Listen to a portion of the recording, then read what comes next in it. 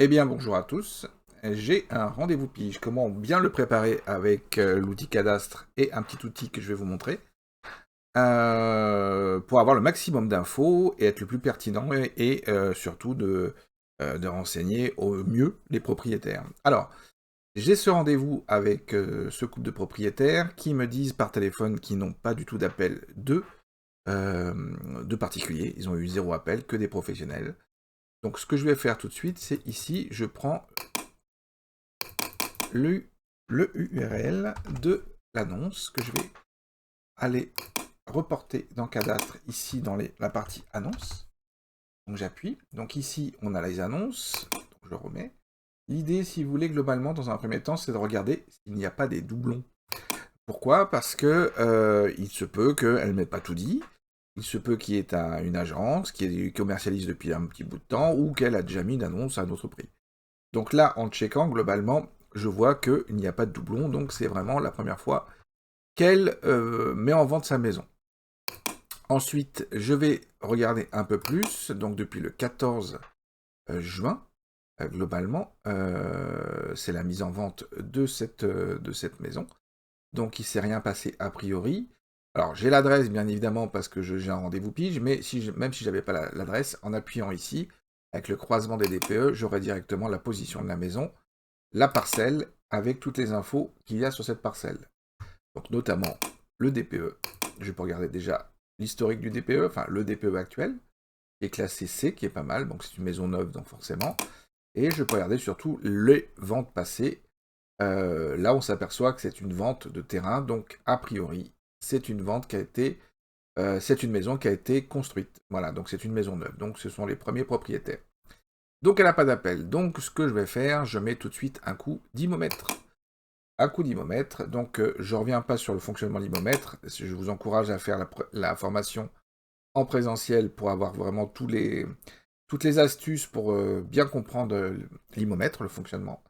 Donc ici, je m'aperçois d'une chose, je mets à 375 000 euros son prix, et je vois que la concurrence est quand même assez forte. Ok. Donc, on va déjà commencer par la ville de façon globale. Aujourd'hui, les ventes de maisons dans la même catégorie stagnent à 373 000 euros. Je dirais que c'est son prix. Donc, elle est dans le peloton, c'est-à-dire qu'elle ne bouge pas. Les ventes qui ont été effectuées entre 2020 et 2023 étaient à 362 000 euros.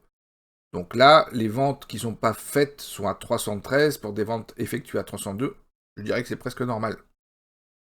C'est presque l'écart qu'il faut. Sauf que aujourd'hui, ça ne bouge pas. Ok, donc je vais aller un peu plus loin. Je vais dans le quartier. Quartier, ça va me mettre directement dans la zone de vente de sa maison. Et là, on voit tous les prix qui ont été faits qui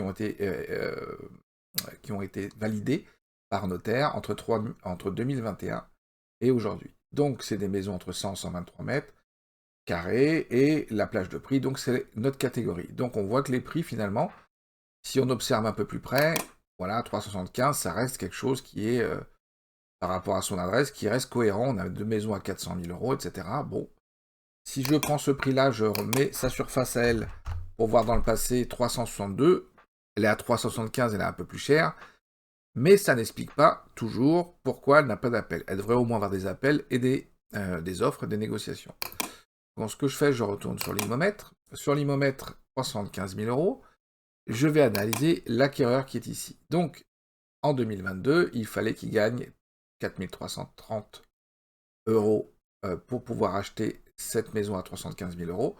Aujourd'hui, on voit qu'il faut, pour la même catégorie sociale, qu'il gagne 5 137 euros, qui est beaucoup plus,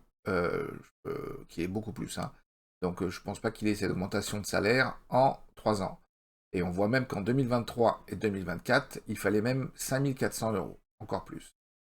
Donc, on a deux solutions, hein. C'est soit aujourd'hui, on laisse comme ça, il ne se passera rien, à mon avis. Soit on essaie de ramener le pouvoir d'achat de l'époque, à 2022, où ça se vendait un peu plus, au même pouvoir d'achat de 4 330. Et là, on va voir tout de suite que le prix baisse énormément. C'est-à-dire qu'aujourd'hui, ça veut dire qu'on sera à 316 000 euros, ce qui est beaucoup. Est-ce que c'est justifié? Le dernier indicateur qui va vous donner, entre guillemets, la conclusion, c'est celui-ci. c'est le nombre de ventes qui compte. Le prix au mètre carré, c'est une chose, le nombre de ventes, c'est autre chose. On voit qu'en 2022, déjà, on avait une baisse. 2021, grosse, bon, on l'a vu, on avait pas mal de ventes, donc on a vraiment une année 2021 très bonne. Ça baisse en 2022, et là, on s'aperçoit qu'en 2024, par rapport à en 2022, on a moins de la moitié de ventes, ce qui est beaucoup. Donc ça veut dire qu'aujourd'hui, on a un vrai frein. Si on l'explique, c'est qu'aujourd'hui, je pense que ça a fonctionné un peu parce que les personnes pensaient que c'était passager, et je pense que vu aujourd'hui la conjoncture économique, les informations, enfin tout ce que vous voulez, les personnes sont beaucoup plus négatives et ont compris que ça allait durer. Alors vous voyez, il faut faire attention globalement par rapport au prix au mètre carré. C'est pas forcément un indicateur de bonne santé. Pourquoi? Parce que là, on voit que là, globalement, on a un meilleur prix 2024 que 2023, mais finalement, on a moins de ventes. Ce qui compte, c'est le nombre de ventes. Ce qui fait la dynamique d'un marché, c'est le nombre de ventes. Donc là, on voit que vraiment, on a une baisse. Donc, avec le petit logiciel que j'ai donné à ceux qui ont fait la formation, on peut aller analyser avec une IA qui va venir checker toutes les villes qu'on veut. Ici, il y a je ne sais pas combien de villes en France que j'alimente au fur et à mesure.